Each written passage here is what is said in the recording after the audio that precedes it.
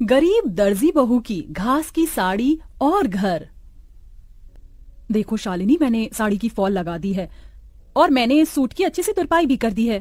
तुम दोनों का बहुत बहुत शुक्रिया। तुम दोनों की वजह से मेरा दर्जी का काम कितनी जल्दी हो जाता है, वरना अकेले ये सब कर पाना मेरे लिए बहुत मुश्किल था। बातें बाद में कर लेना, ये लो जल्दी से नींबू पानी पी लो। बाजार में तो नींबू के भाव चांदी के भाव जितने चल रहे हैं, तो तुमने ये नींबू पानी कैसे बनाया? वो पड़ोस वाली काकी है ना, उनकी नौकरानी आज नहीं आई थी, तो मैंने उनके घर के थोड़े बहुत काम कर दिए थे, इसलिए उन्होंने पैसों के बदले मुझे ये नींबू दे दिए। ये भगवान भी कैसे कैसे दिन दिखाता है। हम गरीबों को गर्मी के मौसम में नींबू पानी पीने के लिए भी हमें कितनी मेहनत करनी पड़ती है। अदिति की बात सुन बाकी बहुएं उदास हो जाती हैं। शालिनी इन सभी बहू में से सबसे बड़ी बहू थी जो दर्जी का काम करती थी। वहीं बाकी घर संभालने के साथ साथ शालिनी के दर्जी के काम में मदद भी किया करती थी। इन पांचों के पति सड़कों पर झाड़ू और मजदूरी करने का काम करते थे, जिससे यह मुश्किल से 2 वक्त की रोटी ही खा पाते थे। अरे वाह शीला, तुमने तो अपने घर का हुलिया ही बदल दिया। कितना सुंदर लग रहा है तुम्हारा घर। वो तो अच्छा लगेगा ही ना, पूरे 1 लाख रुपए जो लगाए हैं घर के रेनोवेशन और पेंट में। वैसे मेरे ख्याल से तुम पांचों को भी अपनी ये बाबा आदम के जमाने की गुफा को रेनोवेट करवाना चाहिए। न जाने इतनी गर्मी में तुम लोग इस गुफा जैसे घर में कैसे रहते हो। खिड़की दरवाजे तो ऐसे हैं कि अगर किसी का हाथ लग गया तो वहीं टूटकर गिर जाएंगे। पांचों बहू की घर की बेइज्जती करके घमंड दिखाते हुए शीला अपने घर के अंदर चली जाती है। अपने घर की इतनी बेइज्जती होता देख पांचों बहुओं को ही काफी दुख होता है। अरे बाप रे बाप, ऐसा लग रहा है कि धरती लोक पर नहीं बल्कि सूर्य ग्रह पर पहुंच गया हूँ। कितनी गर्मी है। इतनी गर्मी में गुफा में सोगे तो गर्मी नहीं तो क्या ठंड लगेगी? क्या गुफा? और नहीं तो क्या, ये गुफा क्या आप लोगों को घर दिखाई देती है? शादी को इतना समय हो गया है लेकिन हम एक ढंग के किराए के मकान में भी नहीं रह सके। कभी कभी तो लगता है इस गुफा जैसे घर को छोड़कर जंगलों में चले जाऊं और वहीं रहूं। याशिका की बातें सुन सभी लोगों को इस बात का एहसास तो होता है, लेकिन अपनी गरीबी और लाचारी देखते हुए वो कुछ नहीं कहते और ऐसी गरीबी में उनके दिन बीतने लगते हैं। अमृता, अगर तुम ना होती तो इतनी गर्मी में हमें ये ठंडा पानी पीना भी नसीब नहीं होता। जमीन ठंडी रहती है ना, इसलिए मैंने पानी के मटके रखना शुरू कर दिया था ताकि कड़ी से कड़ी गर्मी में भी हमें ठंडा पानी मिल सके। कल रात थोड़ी बहुत चैन की नींद नसीब हुई थी। वैसे ये कपड़ा गीला कर ओढ़ कर सोने का आइडिया सच में कमाल का निकला। अब तो मैं रोज ऐसे ही सोऊंगी। पांचों बहुएं हमेशा अपने ऐसे छोटे मोटे जुगाड़ से गर्मी से थोड़ा बहुत बैक लिया करती थी। शालिनी देखो ना, मेरी साड़ी फिर से फट गई, इसे सिल दो। कितनी बार एक ही साड़ी को बार बार सिलकर पहनेंगे? जब से शादी हुई है तब से लेकर आज तक एक भी साड़ी नहीं पहनी है, वही 2-3 साड़ियों को सिल कर ही पहन रहे हैं। अदिति इतना बोल ही रही होती है कि तभी उन्हें बाहर से साड़ी वाले की आवाज आती है, जिसे सुन पांचों बहुएं जैसे ही बाहर आती हैं। अरे भाई साहब, ये नीली वाली साड़ी दिखाइए। अरे बहन जी, आप लोग वहाँ क्यों खड़ी हैं? देखिए मेरे पास एक से बढ़कर एक साड़ियाँ हैं, बनारसी, सूती, लखनवी, जरी वाली। बताइए कौन सी साड़ी दिखाऊं? अरे भाई साहब जी, आप किन से साड़ी लेने के लिए पूछ रहे हैं जो एक ही फटी हुई साड़ी को सिल कर पहनती हैं? इनकी एक सूती की साड़ी लेने की तो औकात नहीं है। ये क्या ही महंगी साड़ियाँ लेंगे। अपनी पड़ोसन मोना और अलीशा को अपनी इतनी बेइज्जती करता देख पांचों बहू की आंखों में आंसू आ जाते हैं और वो सीधा घर के अंदर चली जाती हैं। पांचों बहुएं इस गर्मी और गरीबी से परेशान हो चुकी थी।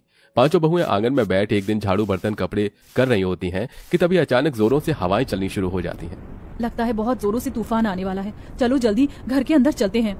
पांचों बहुएं जैसे ही घर के अंदर जाने लगती हैं कि तभी तेज आंधी की वजह से उनके घर की छत उड़ जाती है और साथ ही साथ उनके घर की दीवारें भी टूटकर बिखर जाती हैं।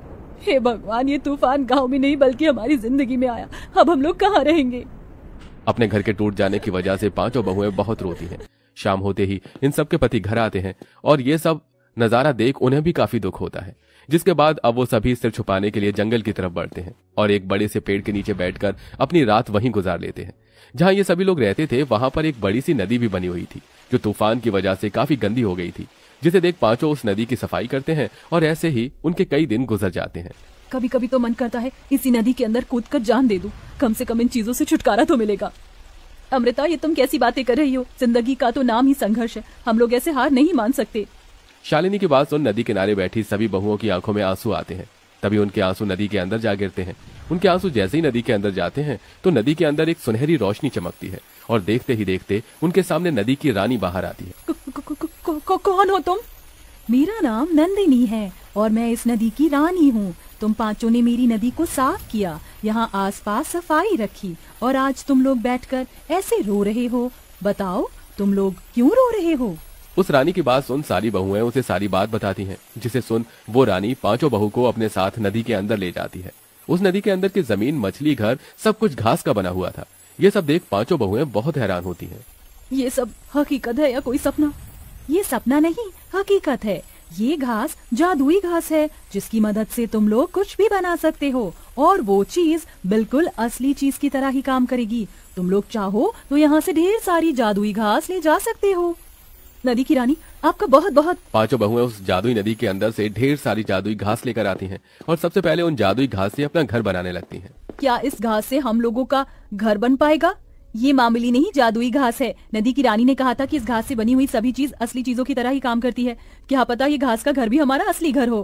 पांचों बहुएं कुछ घंटे के अंदर एक बहुत बड़ा सा घास का घर तैयार कर देती हैं, जिसमें वो पांचों अलग अलग कमरे भी बनाती हैं। साथ ही साथ वो बाथरूम और रसोई घर भी बनाती हैं, जिसमें घास का चूल्हा, घास के बर्तन और कमरों में घास का पलंग, कुर्सी।